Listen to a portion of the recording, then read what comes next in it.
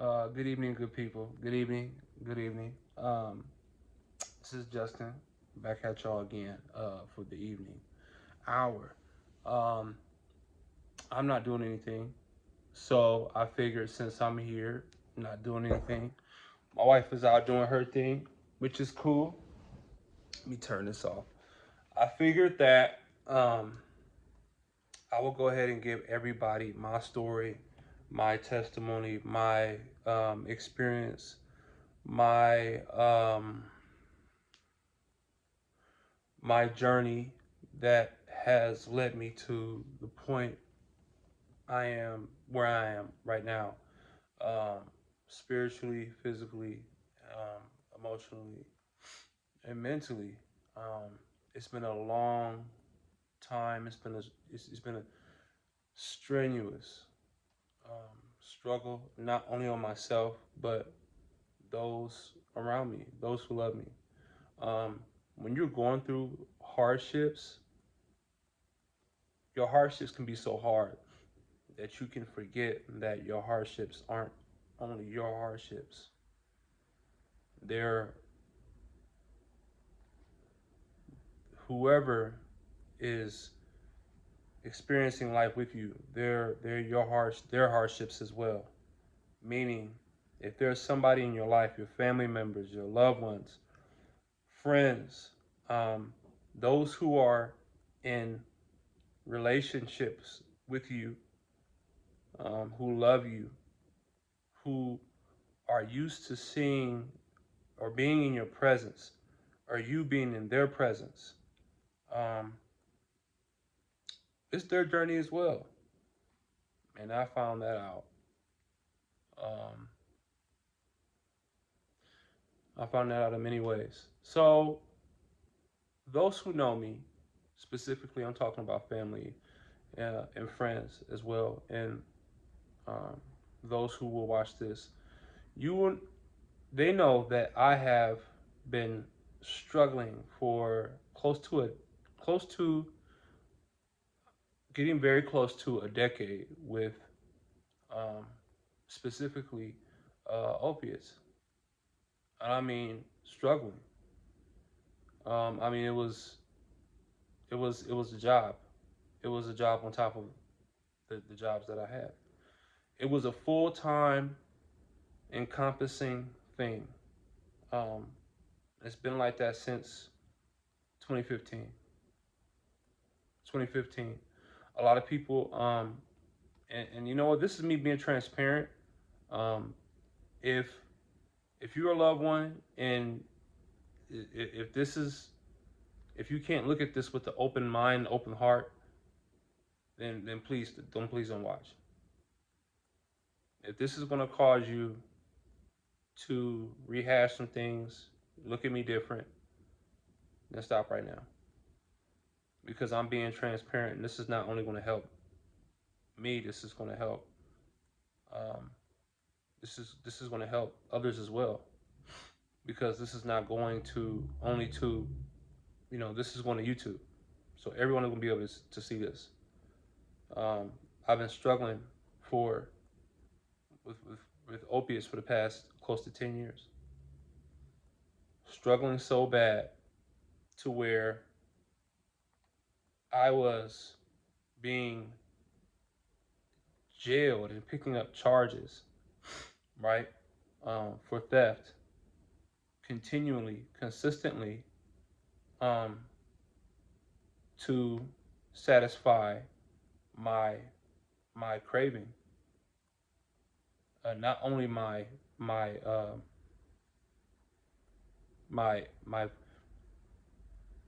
emotional craving or spiritual craving, but physical, very physical. It turned physical. Once it turns physical, you enter a whole different realm.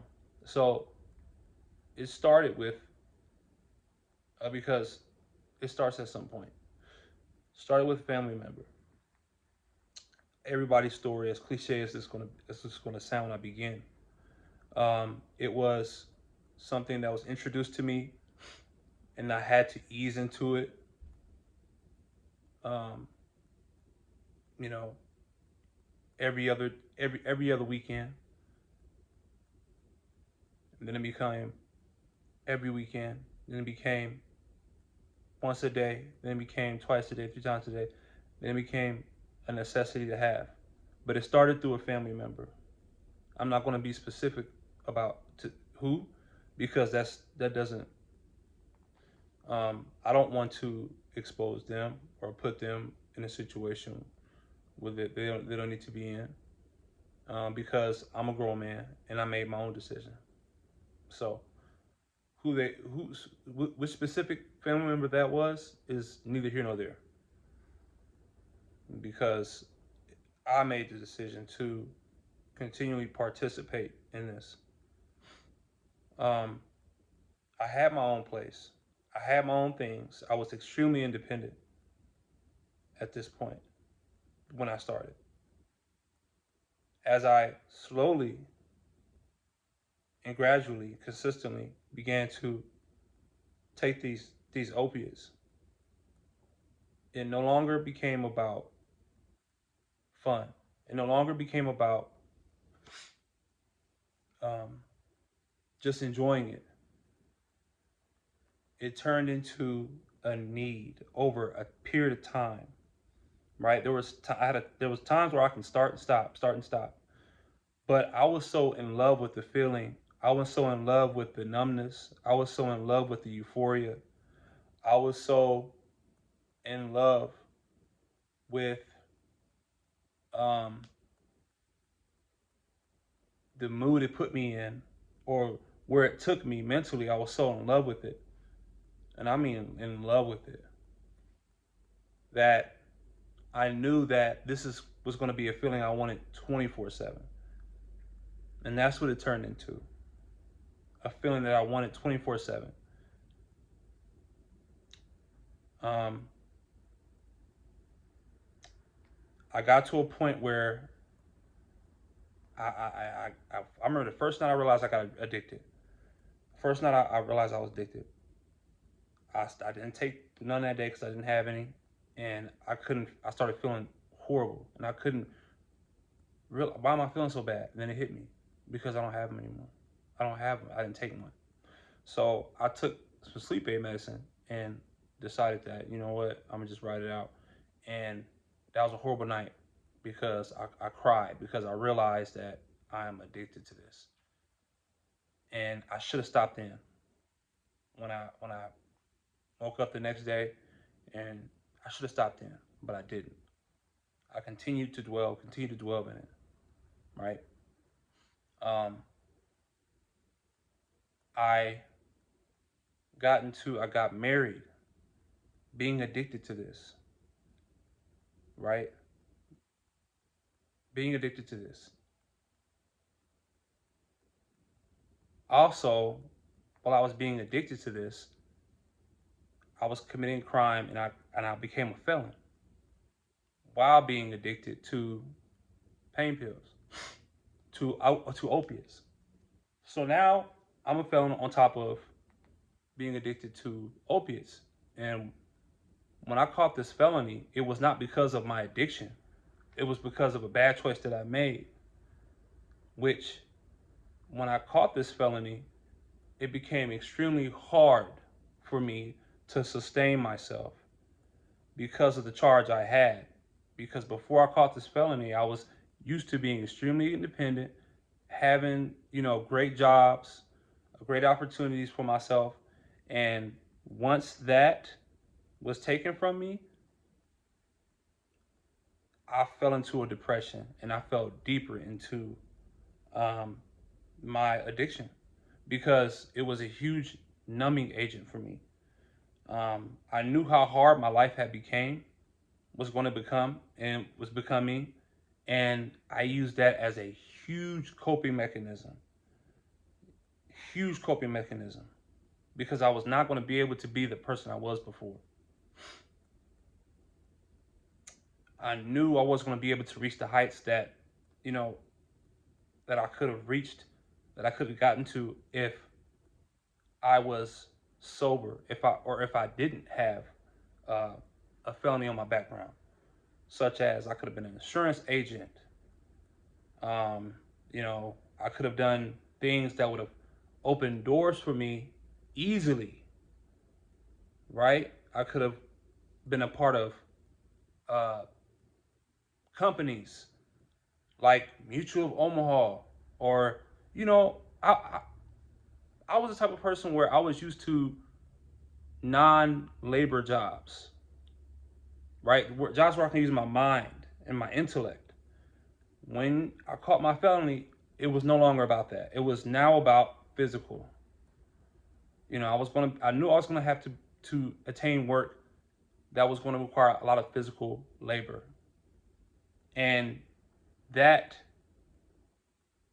went along with my depression because now I know I'm going to have to exude more energy and put more time into finding a job that's going to accept me um, for being a felon. So, being a felon and wrapped into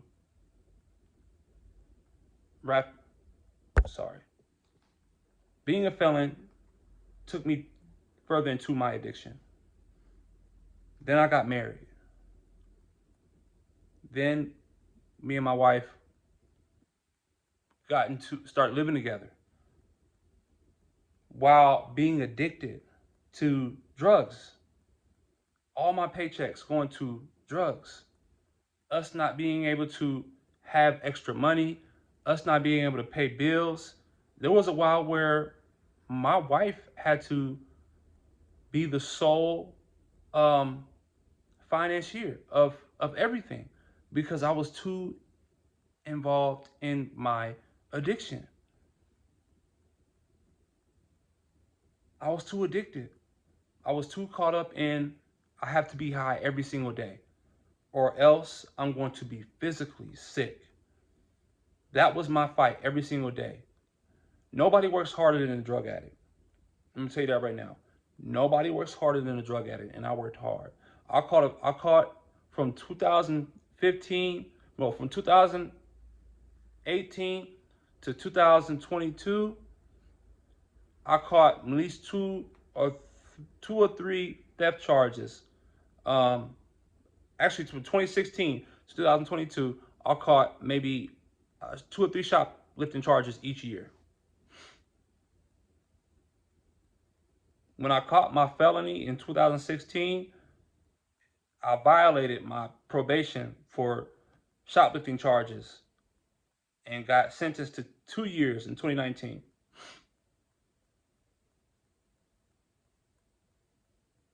I came out of prison, doing great, went right back on the opiates. But this time, I got hooked on an even stronger opiate. Um, and that even stronger opiate was something that was a fight that I was not prepared for. I mean, none of this I could be truly prepared for. But when I was hooked on fentanyl this past year and a half, 2 years, that wasn't a fight I was ready for. You know. Um, Now, meanwhile, being addicted to opiates, I was able to attain a prescription. Um, you know, through telling this doctor that, hey, I have sciatic nerve, and I was able to be prescribed uh, opiates over a period of time, which fueled my addiction even more. Now, the effects of being an addict is nobody wants to be around you, nobody can trust you, everybody knows what you're doing. You live in this world where you think nobody knows, and it's all over your face. It's all in your actions. It's all in the way you think, way you walk, talk. And you're living in this world where you think nobody knows. Everybody knows. You're constantly nodding off. You don't care about your appearance. All you care about is making sure you're high for the day. And once you make sure you're high for the day, you don't care about nothing else. There was things that occurred around our house that its root was my addiction. Unexplainable things that, people can explain. Why we don't have any money? Why can't we afford this? Why can't we afford that? And I knew solely it was me. Unfortunately, it wasn't enough to make me stop because I was too far gone. I was too far in it. I needed I couldn't just take, it wouldn't take myself. I needed more than just me. I needed more than just me. I needed more help than just myself. Um, the toll it took on my wife, and it took such a toll on her that it still affects her today. I believe, you know, even though I turned my life around and I'm not doing those things, there's certain damages that my wife has taken on, or there's certain impacts that I've had on her because of my addiction over the years that it's going to take even more time and probably some counseling for her to, um, you know, fix or undo uh, certain things. My wife had to be home with our children while I was incarcerated, county jail and prison. The toll that takes on a wife because she doesn't have her helpmate is something that you can't understand. You would never understand. There was a point where my wife was used to me leaving the house, being gone for a certain period of time, and it wouldn't even affect her anymore because she was so in that mode. And that's what addiction does to you. If you have a significant other, your life is is on pause, right? You're in this huge hamster wheel, running fast, going nowhere when you're an addict. And people don't realize that addiction has a spiritual side, right? People don't realize that the pharmacy, the health industry is sorcery, it's witchcraft. The Latin word, I think, is either Latin or Hebrew word for pharmacy is pharmakia. That means sorcery. There's a huge spiritual side to addiction. It's literally like drugs are literally like when a witch or a warlock or somebody is concocting a spell or a potion, right? Like those cartoons back in the day where a witch will have her big huge I forgot what it's called, um, her huge pot, and she's throwing all these ingredients in, she's mixing it up, and she's casting her spells on it. That's what these drugs are. Literally, these drugs is it's a part of it's literally you involving yourself in witchcraft, and it's taking an effect on you spiritually. There's been times where I've been so high, where I've taken so many opiates, where I've waken up, or I've come to, and I'm pounding my head against the wall. I'm literally hitting my head up against the dresser, coming to, waking up, realize I'm hitting my own head against the dresser. That's the spiritual side of addiction. That's the spiritual side that you don't hear and nobody tells you about, right? Because you're under the demonic influence of an entity spiritually. You're not in your own. You're not your own. You are literally being possessed when you are under when you are under the influence of drugs. You're possessed, and you have no control over yourself. Also, liquor is spirits. The reason why they call it spirits is because once you start digesting all this liquor, a spiritual entity could come in and possess you and do things that you wouldn't realize it. until after it wears off.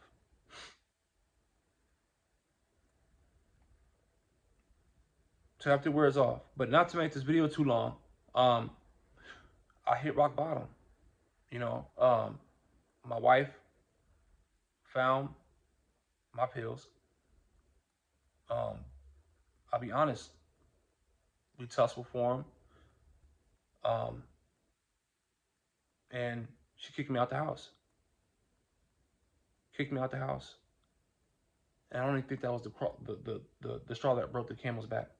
The straw that broke the camel's back is when I took the last of her money, and she said, "You gotta go," and she kicked me out the house. Went to my mom's house. She took me to New Hope or Hope Everlasting, or forgot, it's a mental facility. And at that point in my life, I said, "Man, I'm really ready to die." I knew that if I continued going on the road I was going on, I was going to die and I was going to hell. Now I've been raised in the church, right? Raised in the church, but not never truly taking my spiritual my relationship with God serious. Thank God for hitting rock bottom. That was my rock bottom. My wife kicked me out the house. I went and I left and I went to detox, and for 37 days I was somewhere else outside of the house. Went to a locked facility for 7 days. After that, I went to 30-day treatment program, and it saved my life. It did. It saved my life because if I hadn't stopped, I was going on. I was heading for a train. I was heading on the train to hell because I was already living in my hell here on this earth, and then I was spiritually headed to hell. That's where I was headed to, and I knew it. But the worst part is knowing, and you know you can't stop it. You know you can't. There's nothing you can do, or you feel so powerless because you want to stop, but you can't because you you can't do it by yourself, and you know this the physical the physicality of it. You can't take it. You can't. You're not going to be able to withstand the pain of quitting, and you know this, and there's nothing you can do about it. That's the worst part. And you see all the pain that you're causing the loved ones around you. You want to stop. You want to not do that, cause them that pain, but there's nothing you can do to stop. All the times of I'm gonna stop. I'm gonna get better. I know I'm hurting you. I know, and deep down in your mind, you know that hell, you got a plan to get high in another hour or two. False promises, you know.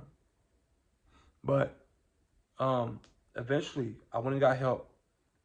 When I got help, my wife was able to see the progression that I've made, and I continue to make.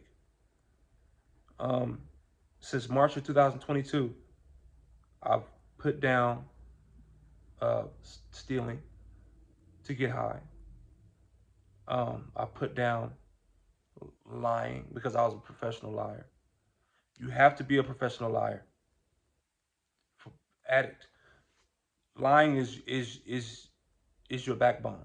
As an addict, lying is your crutch. That's your backbone. That's you know that's the table that you put your food on to eat. As an addict, um, being uh, devious, being very conniving, uh, being uh, somebody who is constantly thinking of ways to, um, and no matter who it hurts and affects, looking for ways um, to attain your drug by any means necessary, constantly. And that's evil. That's true evil.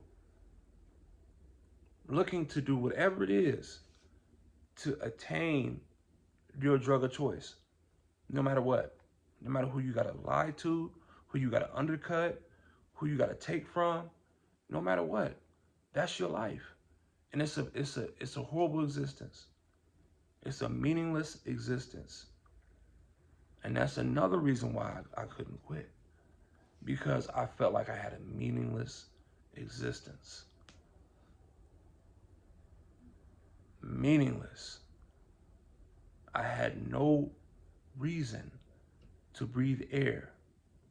Is a huge reason why I couldn't quit.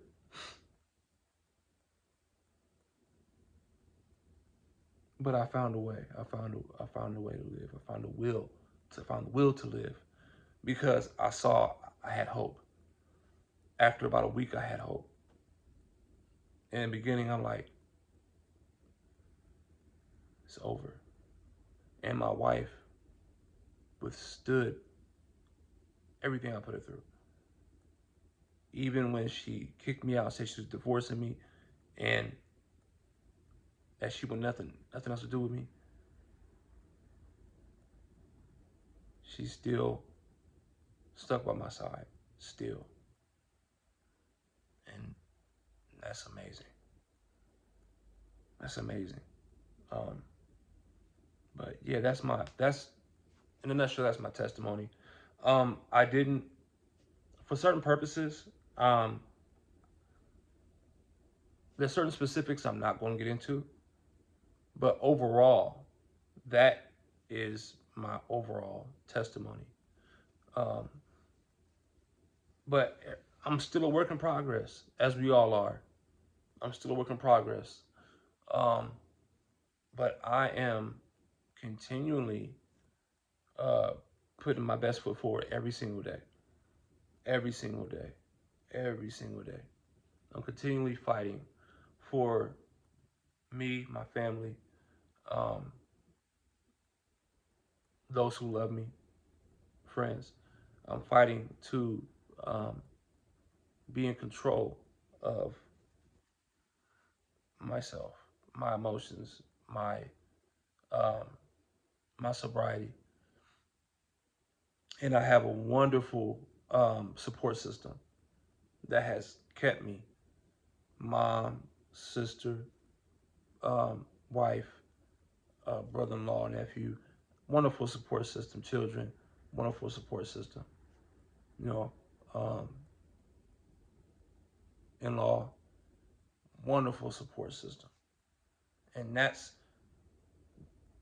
one thing that if you're going to really take you cleaning up your mess and cleaning up your life serious, you need a support system.